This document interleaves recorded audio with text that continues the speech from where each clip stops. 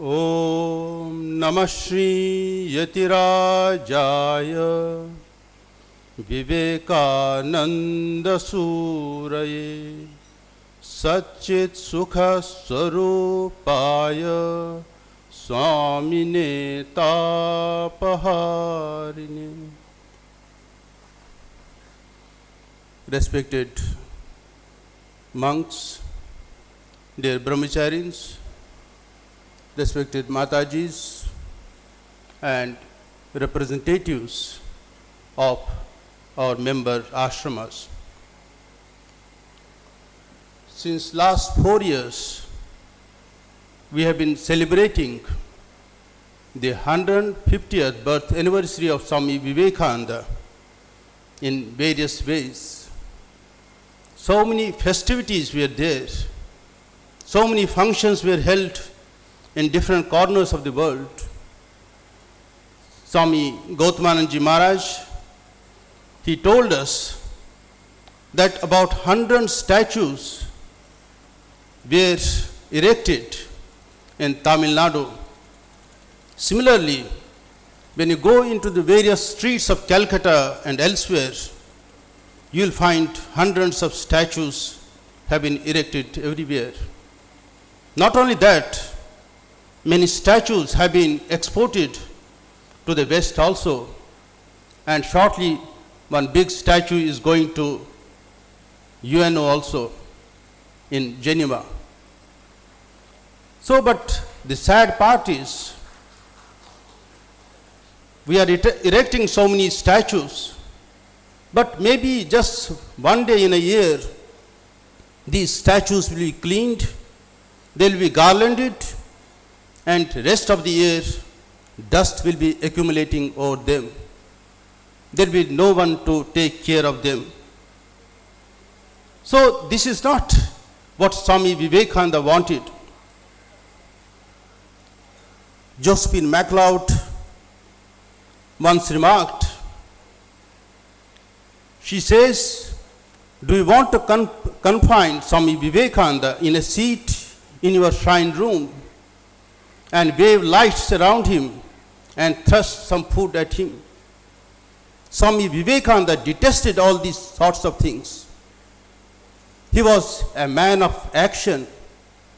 He was a practical man.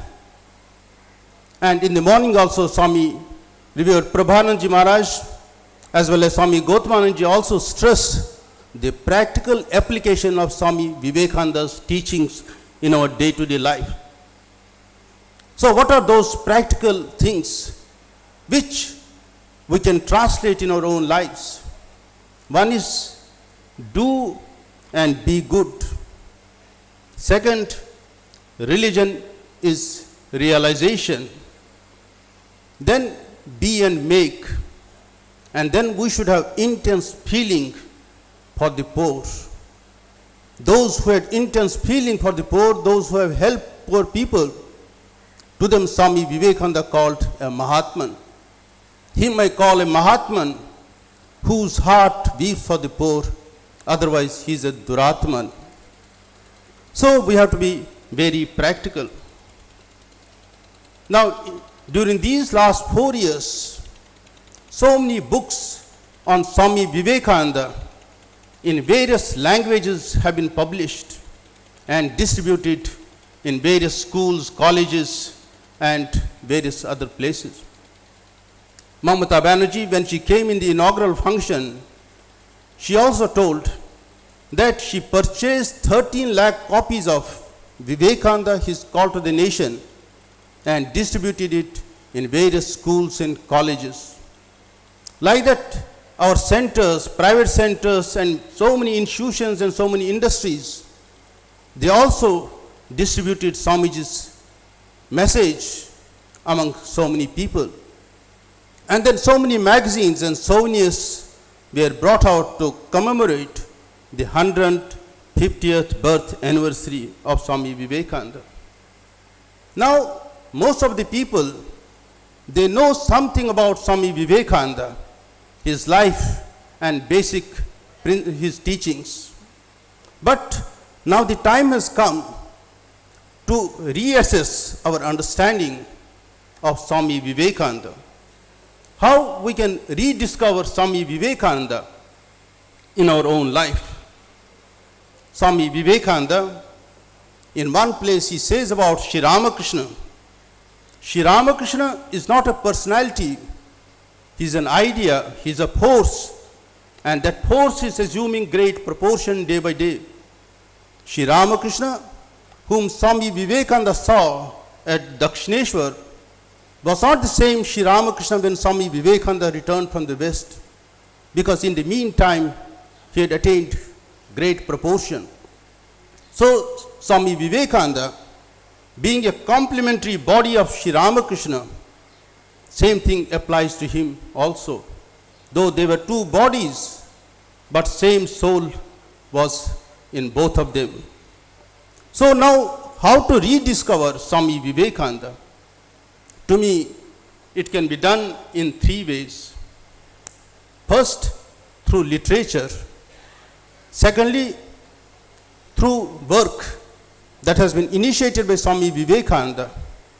And third, through reflection, through meditation on Swami Vivekananda.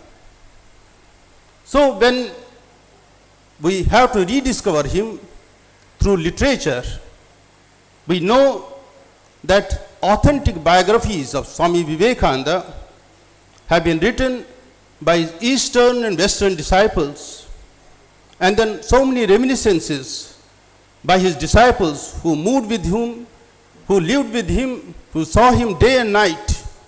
So they have written intimate account of Swami Vivekananda, which is so thrilling, which is so inspiring. So this is the authentic material about Swami Vivekananda. And this authentic biography by his Eastern and Western disciples was first published in 1912. Then afterwards it was thoroughly revised, and then it was condensed into one volume. And then again new material came, and then it was again revised, and then it was brought out in 2 volumes. So at the moment we have got 2 volumes of Swamiji's biography by his Eastern and Western disciples. Then so many books in various languages have been brought out. They are all based on this authentic life. Now we find another group of persons who are also writing about Swami Vivekananda, but they don't want to accept Vivekananda with the divine halo around him, which our authentic biographies have engulfed him. They want a human Vivekananda. They want to cut him to the size, because to them Swami Vivekananda is too unreal. To them it is too awe-inspiring. So they want to have some Vivekananda which is easily acceptable to them. But if we have to understand true Vivekananda, we have to see him through Sri Ramakrishna. That because he was responsible for the advent of Swami Vivekananda. So this is about his biographies. Then we come to about his works, which are scattered in 9 volumes in English. His complete works of Vivekananda, scattered in 5,000 pages. And his original lectures, which have been transcribed later on, they form about 40% of this material, that is about 2,000 pages of complete works. And then his own letters, which also account for about 40%. Then Swami Vivekananda wrote some original books in Bengali that also accounts for about 13%. Bhava Prachar, Parivarajik, then Prachar, Paschatya or Vartaman Bharat. Then about 20% comprises of the account of the conversations different people had with him. And then 6% is the newspaper clippings, where you find the notes of Swami Vivekananda's lectures. So this is the whole matter that is available to us. So if we read it thoroughly, we can get a true Vivekananda. Of course, certain difficulties are there, because Swami Vivekananda spoke in various places, in various locations, and different audiences were there. some were new listeners, so he had to tone down his message. But when he spoke about Jnana Yoga lectures, Karma Yoga lectures, and Bhakti Yoga, there he developed some philosophy, and in Raj Yoga also. And then we have to rediscover Swami Vivekananda through work. After the advent of Swami Vivekananda, it has given rise to so many groups, so many institutions. Swami Vivekananda, after his return from the West, he founded Ramakrishna Math and Mission in 1897. And now we find so many branches are there, about 200 branches, including sub-centers in India as well as in the West. And through them, a lot of work is going on.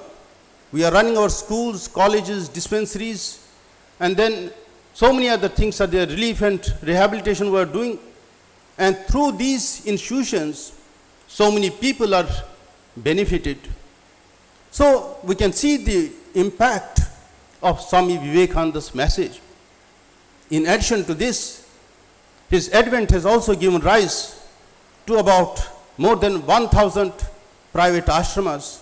They are also working in the line of Swami Vivekananda's thought. Then there is Yuva Mahamandal is there, Vivekananda Kendras are there, Sharda Math is there, and then so many meditation groups are there, study groups are there, who discuss about the message and its application in their day-to-day life.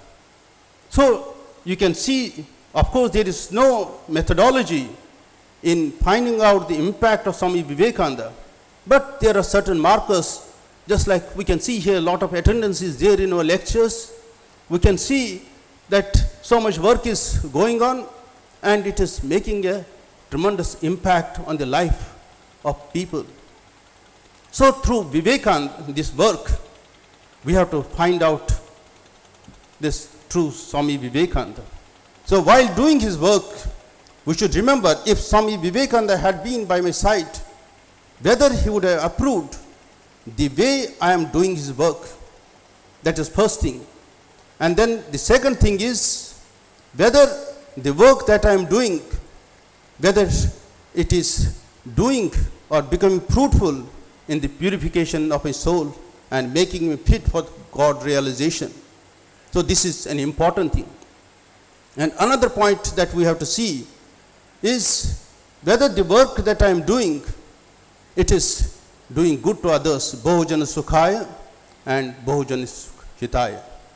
And the last thing that is through reflection, through meditation on Swami Vivekananda. So if we have to find, if we have to rediscover true Swami Vivekananda, we have to meditate on him. Just see, merely looking at Swami Vivekananda, Sri Ramakrishna used to go into higher states of samadhi. So what he used to find in him is a Murta Maheshwara. He is an incarnation of Nara and Narayana. Krishna may be born 100 times in Mathura, but that is not going to bring any impact in my life. If he goes on playing on the flute day and night, that is not going to affect my life in any way. Unless I see that Krishna, that Swami Vivekananda, that Lord Shiva in me, till then I will not be truly inspired to do his work. Thank you very much.